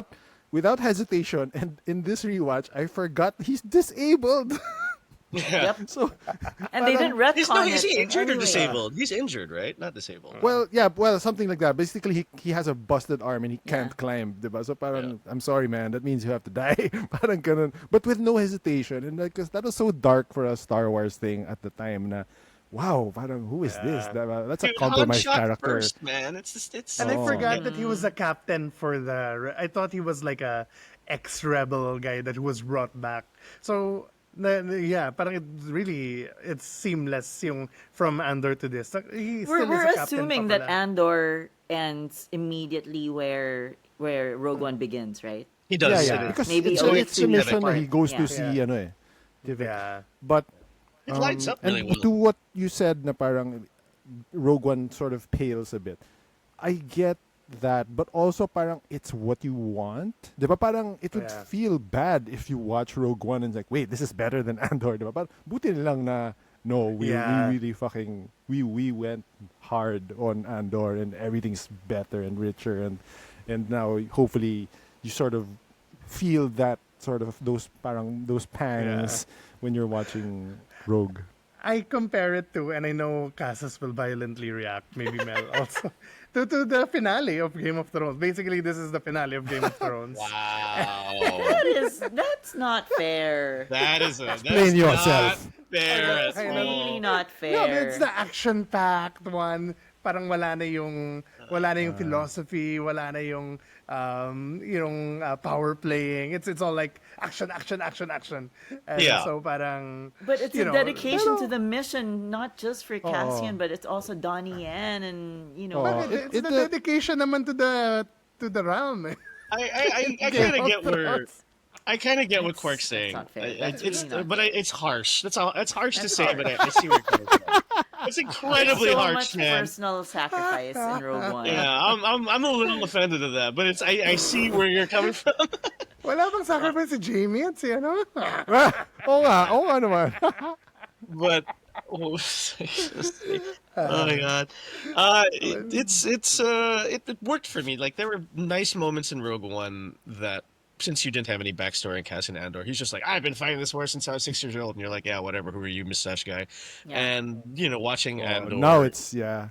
now it hits. You're like, Yeah. I understand what this guy's been through, especially when he's talking to Jin about sacrifice and getting mad at her for And the losing idea of like, everything. yeah, it's like you're only fighting this rebellion when it's convenient for you, but we've been in it the whole time. Like we can't stop this, and you appreciate what he's saying a lot more. It's just because the focus of Rogue One is on Jin. It's Jin's movie. And Andor is really a side character. But to watch it, I realized my mistake is to watch it immediately after. I'm still on Andor mode. Andor's still my guy. And so watching it immediately after, I wanted more Andor. And I didn't get that because it's a Jin movie, in fairness. And I think I don't want to say it diminishes what Jin's role in the movie, but I can see people taking it that way. I mean, we just did. We're like, I want more Andor. Hi, Sunny Jim. Is that Sunny Jim? Yeah. He has some thoughts. He has some thoughts. Sabi ni Sonny Jim, bakit si K2SO parang indestructible sa Andor, pero sa Rogue One, natamaan Okay, I may got parang it. butas agad. Okay, I've got with a blaster. the in-universe explanation for this. Okay, Well, go. which In is why. Gorman, K2 is getting shot at by a bunch of rebels with shitty weapons. Even Cassian Andor's only got a holdout blaster. That stuff doesn't really puncture through armor. But in Rogue One, he's In attacked Jeddah. by an entire platoon of stormtroopers Military who grade just happen to have weapons. terrible aim. And yeah, with military grade weapons, that can potentially, possibly, probably puncture through armor. Thank you. That's my TED Okay, Talk. nerd. Very Okay, here's number 2. The other thing that really jumped at me is when they were in Saw's parang headquarters. Layer. And then si Baze says like something about this is not bad for a cage or something like that. Yeah. And then Cassian says, this My is the first first time. for me. Yeah. And I'm like, Well, grabe, I mean, kinalimutan mo na si Kino, si Narkino 5 boys. That's where Yeah, you met but Melshi, bitch. He's a spy. He doesn't know these two guys from Jim. Like he doesn't know that. Why does he have to say anything to them? These guardians of the wheels might be spies. Yeah, or he might be insinuating like this is the first time I've been held prisoner. No, actually, no, that doesn't work because he was held prisoner on Yavin. But yeah, he's a spy. He doesn't have to tell them anything, he doesn't have to tell them who he really is. He hasn't actually introduced himself to them at this point. Like they just met in the streets of Jeddah, and they seem to help him for no reason. By the way, that whole sequence, like looking back on it, that first half really sucks. Honestly, It's such a mess. such Come a on, mess. that's Like, so mess Mickelson freaking, just like there. Donnie Yen Come taking on, down a guys. bunch of Can't be that stormtroopers with a bad. stick. Oh, that's so cool, man. It's not just the Days stick, man. with It's all the of his, force, like, baby. one-liners, man. I don't know. It's the like one- martial He is the one with the force force. arts. The force Yeah. is with him. Force yeah. wielder. Absolute garbage. The force And, willed that fight to go down I the was way it reading did. though because I think at that point Gareth Edwards was in charge of Rogue One in the beginning, and I think they brought Tony Gilroy in towards the end of it for like script treatment and then Yeah. to do a little bit of reshoots. And from what I was reading online is most of Scarif is like hidden. It's Gilroy onwards, and so you see that messiness that Gareth Edwards brought in, and that's really very much on par with what I would expect from him with things like Godzilla, where it's just messy, but Yeah. it's beautiful messy. But you're just like, But it's to be fair to Gareth Edwards, ano pala siya, team player talaga. He's like, Yeah, okay, yeah. sige, Tony Gilroy can, because it was his idea, the Vader, Comes in. the Vader saber, and in Yeah. fact, it's Gareth Edwards himself who kind of closes the Yeah. hatch on Vader, right? Like, yeah, Oh. yeah, because he said, I want to be. I loved Star Wars so much. I wanted the cameo, and I wanted to be the one to ensure the freedom of the galaxy. Galing. that's So, great. I'm looking forward to Jurassic Park. It would have I'm been actually looking funny forward if to it. it would have been funny if Gareth was the was the Leia body double. But did you notice like I mean I've seen it mentioned on Reddit before, but I haven't rewatched Rogue One in a long time, so I got to watch the hallway scene again. And you remember, it's people were complaining about Vader in the movie being so like quippy with Krennic, but Anakin's kind of always been a little bit of a drama queen, and it's kind of exemplified in the end when he's in the hallway and it's pitch black and you just hear his breathing and you're like, wow, fuck, it's Vader, holy shit, so cool. But then you realize this drama queen has turned off all of his life support on his chest because the lights are all off, just so he can stand there in the dark and In have the this dark. awesome dramatic entrance with his lightsaber. What a shit! And then when the Tantive 4 I releases never from thought of this. right, and then when the Tantive 4 releases from Radiss's ship and flies off, Vader is standing there at the hangar, and his cape's billowing in the wind. There's no wind in space, so There's no Vader wind, is yeah. probably using the Force to make his cape billow like this fucking supervillain. It's But amazing. And after, I must say, the Force choke on Krennic is so much more satisfying after seeing what he did to Partagas yeah, and Daedra. So I'm Oh. like, Tsaka ang ganda na ang ganda na Krennic doesn't die from the blaster of Cassian, di ba? He survives in time to look up and see the There's Death his Star baby. pointed at him. And then it just hits the exact point of the tower where he's at. yeah. It doesn't even hit the Yeah. base of the tower. It hits It him. hits him. It's like Tarkin is like, talagang- I got you. it's like Tarkin, fuck this one guy in particular on this whole planet. Let's use the Death Star on Krennic, bitch. Sorry na lang, Scarif, you're what he's standing on.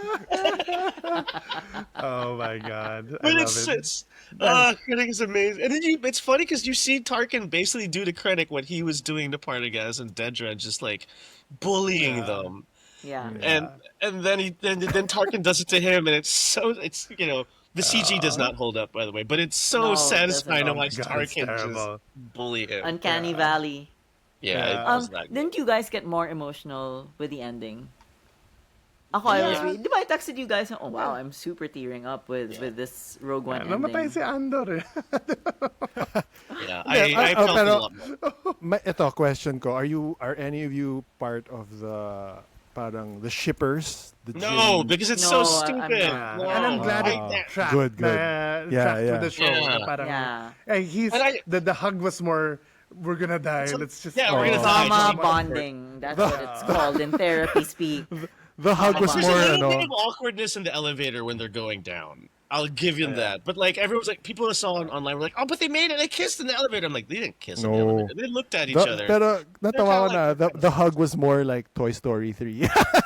And you know, I always found it interesting in Rogue One that when they die, when the Death Star blast comes over them, the last thing you can really kind of make out clearly is Andor's face. It's not Jin, it's Andor, and it was. It works. It always weirded me out because I was like, "This is Jin, this is about Jin. Who the fuck is this Andor guy?" So now after watching Andor, and you get that ending, you kind of get a lot of closure to his story just by that last frame of his eye. It's just, and then you think of Bix with their kid, and you're like, "Oh, wow, yeah, it worked. Yeah. It really." There are moments, like I said, there are moments in Andor, in Rogue One that really do hit differently now, knowing what Andor has been through. I retweeted Diego Luna's tweet when it was the series finale of Andor. When the day it aired was the day it was announced he was cast in Rogue One many years Yeah. ago. Oh, That was really? amazing. Yeah. What a coincidence. Wow. Wow. Did you see Paolo Valenciano's interview of Diego Luna and Adria Arjona for Disney? No, was it Wait, good? he interviewed them? He interviewed them. It's on his Instagram. You can look at it there. Wow. And he interviewed them wearing his stormtrooper outfit. Such a nerd. And I love it. And like yeah, it's great. You should go check it out. Oh my gosh, okay. I would do Did exactly the Pao same go thing. to the Star Wars celebration? No. No, I don't think he did. I saw him. So the last- interview was... It was some- on like Teams or Zoom or something. It was online. Oh, so he didn't fly to LA for like No, some no. world premiere. That would have been even better if he showed up at Star Wars Celebration in a Scout Trooper uniform, sat down with Diego Luna dressed as a Stormtrooper, but it was online. No, it was Because so cool. Sinagino Killamore, I think, met him Wow. in Tokyo. Sina AIDS. And Yeah. Adriana Arjona and, all of them, I think, were there. Ugh, Right? So wow. that's... So yeah, I didn't really give a shit about Star Wars Celebration, but when I found out they were all there, I was like, fuck! Including Galen Erso. I was like, Was Mads Mikkelsen there? there. Yeah. Wow. Hayden Christensen Aw. was there as well, no? Uh-huh. Wow. Well, yeah, I mean, I think 'cause they also announced there that he would be in Ahsoka too. Ahsoka season 2, I yeah. didn't So I even guess know we're there was a getting more season 2 for flashbacks. Ahsoka. Yeah. Yeah, sadly. But Ray and Solo... Hey, you know what? No invite. You're gonna get mad at me for this, but I don't think Solo's a terrible movie. It's not a Ako great rin. movie. You know what? I'm getting a little less hard. Maybe on it's it. time for a Yeah. rewatch. I do love the train Yeah. sequence of Solo. I think Yeah. that was top Which one? notch.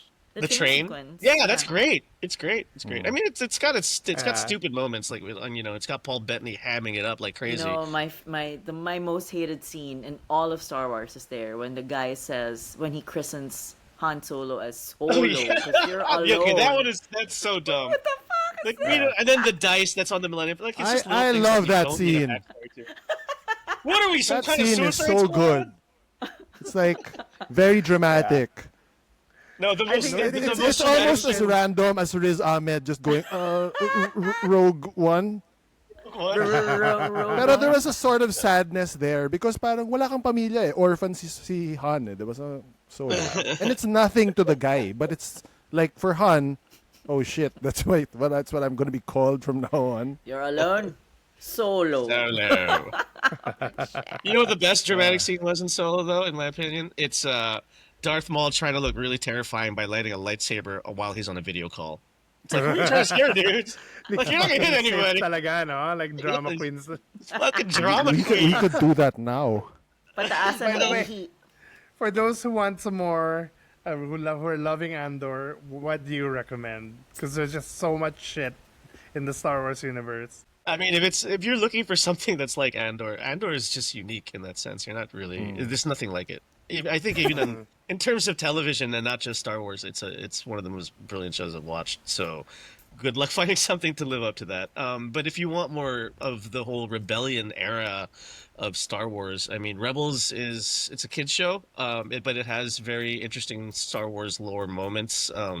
And if you can get past the fact that it's a cartoon, it's got consistently good storylines and story How beats. many It's got seasons one. is Rebels? I think that's what's intimidating to me. It's 4 seasons. And then Yeah, how it many honestly they are episodes? quite. It's a I mean, lot of it's like Clone episodes. Wars. Yeah. I think there's like 20 episodes per season. Yeah. The Tartakovsky show, that's on D+. That's on Disney Plus as well. But the Tartakovsky show it's not Non-canon. 100% canon, but there are Okay moments lang. that are considered canon. Do you need to see the Clone Wars, the non-Tartakovsky Clone Wars before you watch Rebels, or it doesn't really? All you need to know is Ahsoka's, and she. You just know who. If you know who Ahsoka is, it's okay. That's probably there's moments where you're like, oh, that's from Clone Wars, which Filoni is known to do, but they're not story breaking in any kind of way. They do some weird shit that I'm not sure if you'd appreciate. I don't know how you guys felt about like the whole world between worlds in Ahsoka, where like she sees Anakin again, and I tuned out in the third episode. yeah, I did not watch Ahsoka. Yeah, I mean, so it's things like that. They get like Filoni gets a little bit weird with it, and there's some creepy time travel shit involved. But it's there's very good story beats, and there's some whack ones. But at least it gave us interesting things. But you definitely do need to watch Rebels if you're gonna watch Ahsoka. Like I think a lot of people online are like, no, you don't need to watch it. You can get it. I'm like, yeah, but you don't care about any of the characters in Ahsoka unless you've watched Rebels. I get because that. it's essentially Rebels season 5. That's literally And what Rebels it is 100% canon. Yes, yeah, it's 100% canon. And Because Filoni is embedded in Lucasfilm. yeah, I mean, he's basically Lucas's heir apparent at this point. I mean, honestly, like I know Filoni gets a lot of, even me, I get Filoni a lot of shit right now because he's trying to connect too much, and Star Wars is such a big galaxy, and it's nice. And I think that's why we appreciate Andor so much because it's a breath of fresh air, and it's a completely different story away from all the Jedi and the known characters we have. So, but Filoni is very much rooted in his Star Wars mythos and the Skywalker saga. So you're really gonna have to, they're not gonna find anything like Andor at this point. So I'm curious to see what some of the. Well, you know what? Actually, if you want something away from the Skywalker saga and the rebellion at large, Skeleton Crew is actually really really good. I couldn't get past the first two. That's because you're a monster with no heart. Like, how can you Maybe not? if Do you you watch hate it with Mira, it's like a kid's show Yeah. also, right? Yeah, it Okay. is. felt Mira's like watching pretty Goonies. sophisticated right now, so I think she's. Hey, I'm pretty beyond sophisticated, but I'll watch doing Goonies stuff. any day of the week. It's the same thing. So And I It don't the did know. have a girl- Goonies feel, yeah. The girl it's just very got good. cast as the new Slayer. Oh. Did she really? Like the new As in, Buffy? Sarah Michelle Gellar told her herself. Oh wow! Delivered the news that she was cast. They're redoing Wow. Buffy? Wow, I didn't know that. No, They no, it's are. like it's sort of Sequel. like a requel because Yeah. parang Buffy is the parang mentor, parang ganon. Oh, So it's like Just Nigel. it's more like Slayer Beyond. Acolyte, actually a pretty good Actually, show. I want to see an Acolyte too. I would have been better.